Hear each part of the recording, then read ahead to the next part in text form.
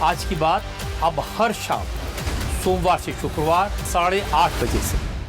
तो number game भी जान लीजिए आप। राज्यसभा चुनाव के नतीजे सारे आ चुके हैं और एनडीए का क्या नंबर है ये भी बता देते हैं आपको। टीएमसी और उद्धव ठाकरे की पार्टी में बगावत के बाद लोकसभा की पोजीशन भी आपको बताएंगे। राज्यसभा में फिलहाल एनडीए के पास 150 सांसद हैं। बंगाल में टीएमसी के 3 सांसदों ने इस्तीफा दे दिया है। अगर बीजेपी इन तीनों सीटों पर जीत हासिल करती है तो 153 यह आंकड़ा पहुंच जाएगा, होगा ही। और राज्यसभा में 2/3 बहुमत है, 164। मतलब एनडीए 2/3 मेजॉरिटी से 11 सीट पीछे है। इतना तो एब्सटेन करा के भी मैनेज हो जाता है। लोकसभा में एनडीए के पास 298 सांसदों का समर्थन है। टीएमसी के 20, शिवसेना यूबीटी के 6 और आ गए हैं, तो ये मामला 324 पहुंच गया है। यहां 2/3 थोड़ा सा भी दूर लग रहा है। 2/3 के बहुमत के लिए 360 सांसदों की जरूरत है और अभी उससे थोड़ा पीछे जो है वो दिखाई दे रही है। लेकिन एक आपको मजेदार बयान दिखाता हूं जयराम रमेश जी का। जयराम रमेश जी देख रहे हैं कि टीएमसी टूटी, वो देख रहे हैं कि शिवसेना टूटी, सपा की लोग बात करने लगे, एनसीपी की बात करने लगे, लेकिन वो कह रहे हैं कुछ भी कर लें अमित शाह, 2/3 नहीं हो पाएंगे, वो डिलिमिटेशन बिल पास नहीं करवा पाएंगे। संविधान संशोधन विधेयक पारित नहीं कर पाए। उन्होंने साहब को वादा किया था कि ये संविधान संशोधन विधेयक पारित ही होगा। कहा था नारी वंदन अधिनियम के नाम पर ये लाए थे, पर असली मकसद परिसीमन का था, खतरनाक परिसीमन का था। संविधान संशोधन विधेयक के लिए 2/3 बहुमत की जरूरत थी। 2/3 बहुमत माने 362 सांसद। अगर सारे सांसद मौजूद थे और उन्होंने वोट किया तो 2/3 माने 362 की जरूरत थी।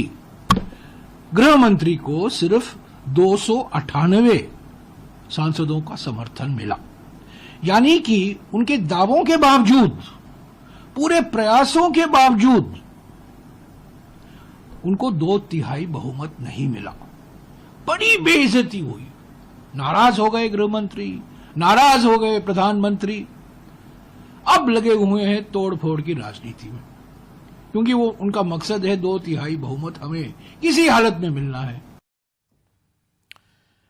अब वो कह रहे हैं आगे, उन्होंने कहा कि मिलेगा नहीं, 2/3 मैनेज वो कर नहीं पाएंगे। अब वो जो कहानी बता रहे हैं कि अमित शाह ने नरेंद्र मोदी को वादा किया था कि ये बिल मैं पास करवाऊंगा, लेकिन नहीं हो पाया, तो बड़ी बेइज्जती हो गई। वो उसका ही बदला निकाल रहे हैं और पार्टियों में तोड़फोड़ कर रहे हैं। जब वो बिल आया था 17 अप्रैल को, उस दिन भी अगर आपको याद हो तो हम लोग इसी प्रोग्राम में लगातार बात कर रहे थे कि बीजेपी उस बिल को पास कराने के लिए उस वक्त लाई ही नहीं थी। नहीं तो उसके लिए इस वक्त जितनी जुगत लगाई जा रही है उसके पहले वो होमवर्क होता, वो एक मैसेजिंग के लिए, चुनाव भर के लिए था। तो जयराम रमेश जी की ये बात तो सही नहीं है कि वो कोई प्रॉमिस कर दिया था अमित शाह जी ने मोदी जी को कि मैं बिल पास करा दूंगा। हाँ, इस बार जरूर वो पास कराने के लिए ही ये सब कुछ कर रहे हैं। सवाल है कि क्या कर पाएंगे या जयराम रमेश की बात सच होगी। सर, ये बात काफ़ी हद तक ठीक है कि पिछली बार केवल चुनावों को ध्यान में रखते हुए तब हम लोगों ने इस बात पर चर्चा की थी। मैंने भी इस बात पर जोर दिया था कि केवल मैसेजिंग है कि विधानसभा चुनावों में कि महिला बिल के साथ कौन है, विरोध में कौन है, ये सरकार बताना चाहती है। लेकिन इसको मैं गंभीर मामला देखता हूँ कि यदि संसदीय व्यवस्था को देखें कि आप एक संविधान संशोधन बिल का इस्तेमाल ऐसे करें, खैर वो अलग है। लेकिन अब जो है ये तय है कि सरकार चाहती है कि इस बिल को पास कराया ही जाए।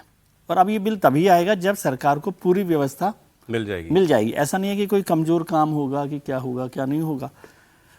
तो वो नंबर कैसे पूरा होगा, कैसे नहीं पूरा होगा, उसी समझ क्या कहती है, पूरा कर लेंगे? नहीं, अब ये नंबर पे ऐसे जाते हैं ना, 362। मैंने पार्लियामेंट 30 साल कवर किए, 35 साल। नंबर ऐसे होते नहीं है। नंबर ऐसे होते हैं जहां चाहिए उतने नंबर हैं कि नहीं है। ठीक, वो हो जाएगा, वो हो जाएगा। हाँ, और इसको मैं फिर उस दिन जितने लोग होंगे उनका 2/3 हो जाएगा। 19 वो क्या था, 6 अगस्त था, 9 अगस्त था, जब ये हुआ था 370 बिल पास हुआ था, तो उस दिन भी ऐसे ही हुआ था। उस दिन 40 सांसद देश के लिए, देश को आगे बढ़ाने के लिए विदेश में गए हुए थे, विदेश यात्रा पर। विपक्षी सांसद सारे के सारे। तो देश को तो आगे बढ़ाना होता ही है। 2/3 जो मेजोरिटी होती है ना, जिसे कहते हैं, उसका एक क्लॉज बहुत आपके दर्शकों के लिए, 2/3 of the members present and voting, but not less than half of the strength of the total house, less than 50% of the strength. ये एक क्लॉज है। यदि सभी आ जाएंगे तब इतना की जरूरत मैं तो पड़ेगी। सीधे सीधे पूछ रहा हूं, आपकी समझ कहती है कि हो जाएगा, हो जाएगा। दो तिहाई दोनों मैं ये जगह। कह रहा हूँ सरकार लाएगी उस दिन जिस दिन उसको ये व्यवस्था ठीक है, पक्की मजबूत ठीक है, लगेगी।